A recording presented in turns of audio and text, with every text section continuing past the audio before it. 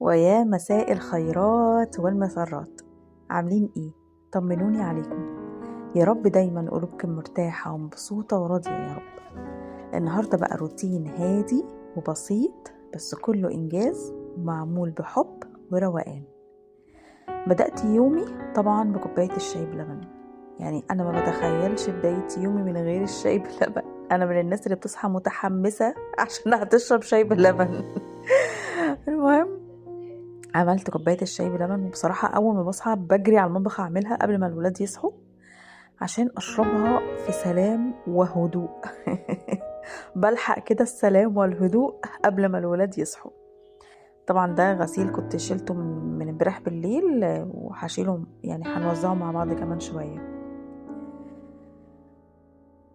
على اللحظات بتاعت الصباحية دي، يا سلام والله. الواحد بيفضل عايش عليها بقية اليوم كله. اللحظات الهدوء اللي بيبقى الصبح لوحدنا ده بنعيش عليه بقية اليوم.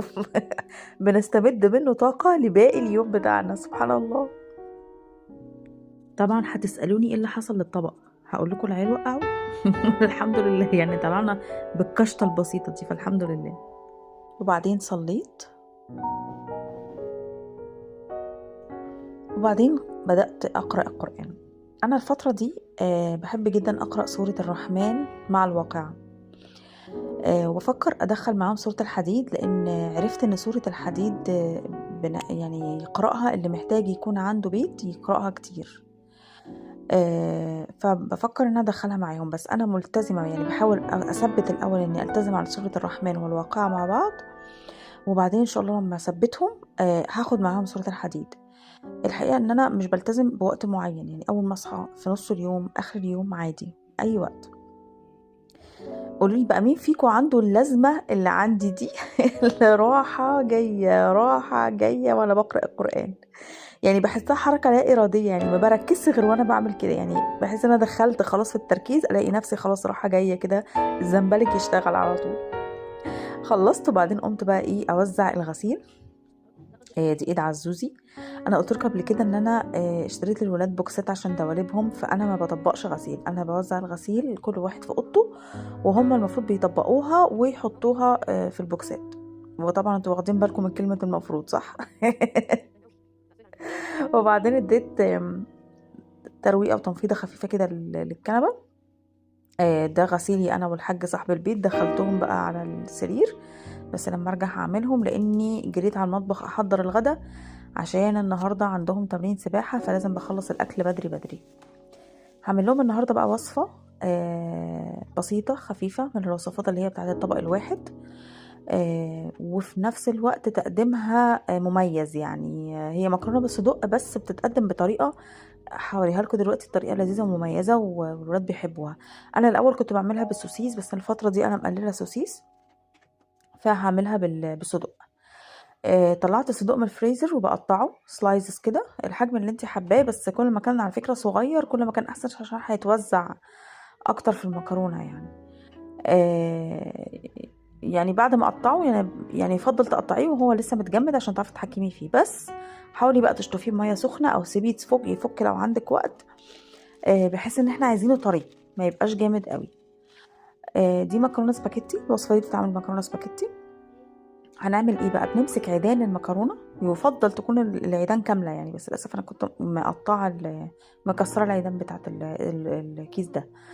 بتبداي تدخلي الصدقايه او القطعه دي يعني في العود بتاع المكرونه الاسباجيتي، وبيتسلقوا الاتنين بقى مع بعض، بتبقى لذيذه قوي، شكلها لذيذ والولاد بيفرحوا بيها يعني. فايه بقى، انا طبعا كان الصدوق اول كام واحده كده اتكسرت معايا من المكرونه، فرحت عامله ايه، شطفتها بميه سخنه، وبعدين رجعت تاني حطهم، اتحطوا بمنتهى السهوله عادي. حطيتهم بقى دلوقتي يتسلقوا، وجريت على فقره غسيل المواعين عشان افضي الحوض عشان اما تيجي المكرونه تتصفى. حابه اتكلم معاكم في موضوع كده. مين حياته كلها عباره عن جري زي انا لاحظت ان احنا حياتنا، احنا الامهات بالذات، حياتنا كلها عباره عن جري. من ساعه ما بنصحى من النوم بحس ان احنا بنفضل ننهج لحد ما ننام. فالحقيقه بقالي فترة كده قعدت أراقب نفسي وبدأت يعني إيه أبطل الحاجات اللي بتخليني أنهك. زي إيه مثلا؟ أنا من الناس اللي ما تعرفش يعني تعمل حاجة واحدة بس يعني أنا دلوقتي بعمل حاجة واحدة، لا ما ينفعش، لازم أعمل 10 حاجات في نفس اللحظة. لو ما عملتش 10 حاجات في نفس اللحظة بحس إن مخي كده، أنت في إيه مالك؟ أنت ما بتعمليش حاجة ليه؟ يعني أنت كده ما أنجزتيش. لا، لازم أعمل 60,000 حاجة وأرهق دماغي وأرهق قلبي وارهق عقلي كده عشان احس ان انا كده بنجز يعني.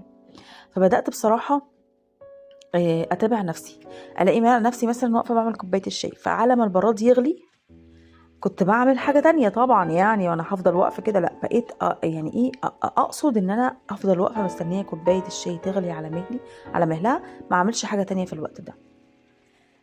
نفس الكلام، مثلا ابقى بذاكر مع الولاد وماسكه الموبايل بحضر حاجه على الموبايل، او مثلا ماسكه المصحف بقرا جنبهم وهم بيذاكروا، وارد عليهم وارجع اقرا في المصحف تاني. لا، بطلت الحركه دي.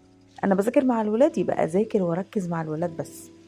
بقرا دلوقتي قران، يبقى طبعا قراءه القران ما فيش حاجه تانية مفروض معاها يعني. قاعده مثلا بخلص حاجه على الموبايل، يبقى اخلص حاجه على الموبايل وبس. خدت بالكم من السلو موشن اللي عملته ده؟ بحب قوي الحاجات دي بتاعت الاعلانات دي. المهم، لما بدأت أعمل الحاجات دي حسيت إن أنا مرتاحة. يعني حتى بدأت أعود بنتي على الموضوع ده، إن إحنا نبطل نتوتر، نبطل نعمل كل حاجة وإحنا متوترين ومضغوطين. يعني هي مثلا تبقى نازلة الدرس بتاعها متأخر، فمتوترة طبعا يعني، وهي نازلة متوترة وقلبها، ده حتى بيأثر على تركيزها، حتى لما توصل وكده بيأثر على التركيز. فبدأت أقول لها يا حور، حاولي، انت خلاص انت دلوقتي متأخرة صح؟ هل انت لما تتوتري هتوصلي بسرعة؟ مش هتوصلي بسرعة ولا حاجة. فحاولي بقى تهدي كده، ويعني خلاص اللي حصل حصل واحنا متأخرين، هتوصلي ان شاء الله وكل حاجة.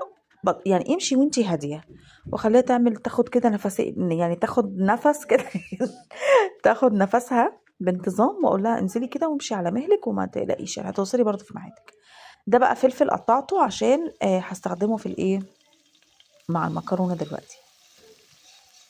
ف يعني انا حاسه ان الدنيا كده احسن والله العظيم. يعني بدات احس ان انا افضل، نفسيتي احسن، بدات اضحك، يعني بدات اضحك والله في يومي كده مع الولاد. بدات احس ان انا رايقه. ايه رايكم لو تجربوا كمان موضوع السلو موشن ده لايف ستايل او سلو لايف ستايل؟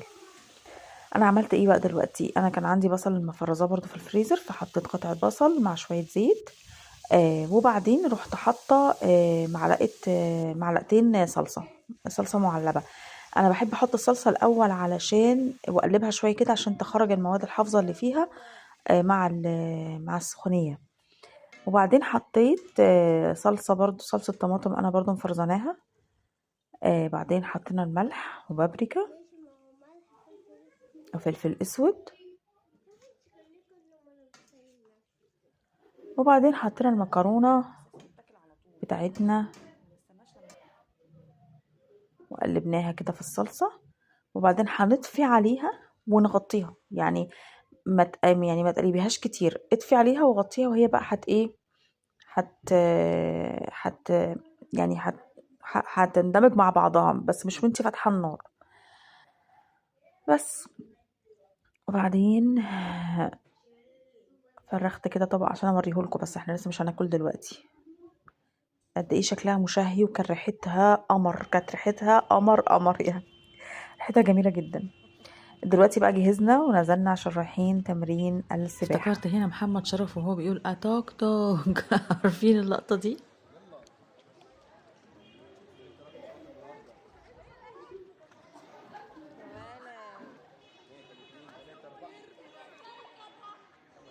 دي المجموعة بتاعت حلولي، ودي المجموعة بتاعت عز.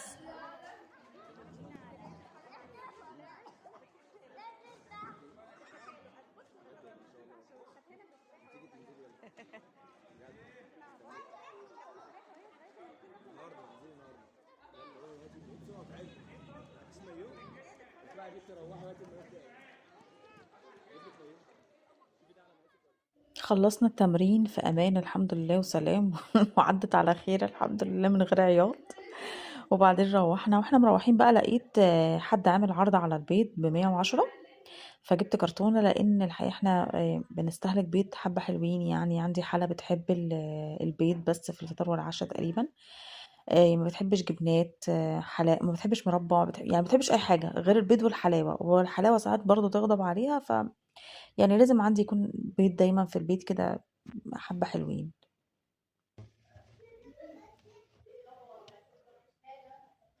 المهم بقى بعد ما خلصت كده رحت عامله لي كوبايه شاي بلبن بعد الغدا.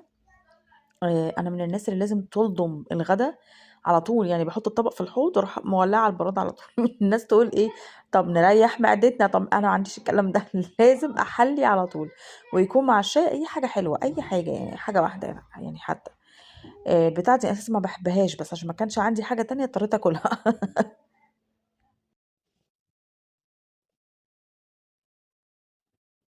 في برضه طريقة لذيذة قوي أنا طبعا دخلت على الأوضة عندي عشان أطبق الغسيل بتاعي وبتاع الحاج صاحب البيت. فالملايات بقى، الملايات طريقة لذيذة قوي يعني لتنظيمها. إنك بتحطي الملاية مع أكياس المخدات جوه كيس مخدة من الملاية نفسها، فاهمة؟ فيبقى درج الملايات عندك متنظم. وفي نفس الوقت مش في اكياس المخدات في حته والملايات في حته، وتركبي ده على ده ومش عارف ايه. لا، يبقى كل ملايه معاها اكياس المخدات بتاعتها. في الطريقه دي بصراحه عرفتها من اول جوازي كده، ومن ساعتها وانا معتمداها، يعني طريقه جميله وبتنظم الدولاب حلو قوي.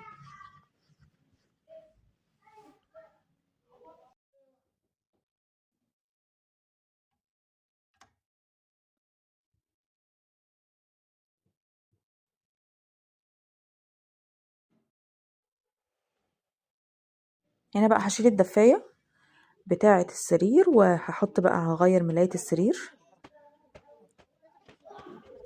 يعني بصراحة من أكتر الحاجات اللي بترهقني موضوع الكفر اللي هو بيبقى على الملاية ده، وبعدين تفرشي الملاية.